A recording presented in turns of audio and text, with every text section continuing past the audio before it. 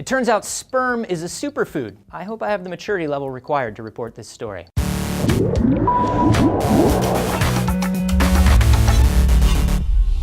Anthony here for D News, and some researchers in Australia have found that in certain species of animals, the female regularly chooses to eat the semen of the male because it's highly nutritional. This particular study was published in Biology Letters, and it was done on a type of squid, but it can go across species. So let's all half giggle as we ask the legitimate question that's running through all of our heads. Is this true of humans? Well, yes, real talk. So, typical male ejaculation fills a teaspoon, and in that teaspoon, you get about 200 separate proteins, vitamins, and minerals. Now, the exact content depends on the diet of the, chef, but you can usually count on a good amount of vitamin C, calcium, fructose, 7% of your daily potassium, and all of your daily copper and zinc, all with only 25 calories and 11 milligrams of fat. That is not too shabby. The one thing that human semen doesn't have that people tend to assume it does is a lot of protein. You get about 25 milligrams, which is about the same as the egg whites of one egg. A lot of other bodily fluids are supposed to be pretty good for you too. Since we're in this general region of the body anyway, let's talk about urine. Urotherapy, which is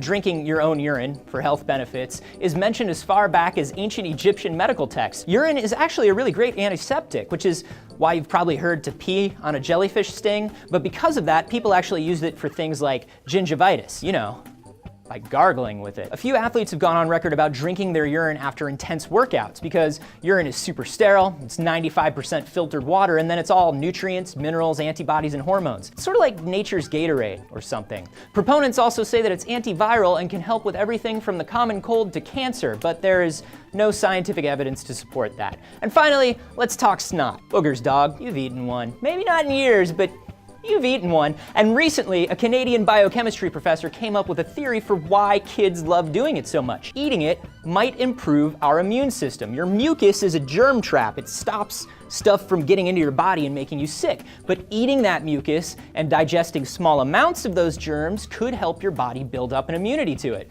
We've talked before about eating different kinds of bacteria to change your microbiome. This could be the same thing. Boy, all this talk about food is making me hungry. How about you? Ugh.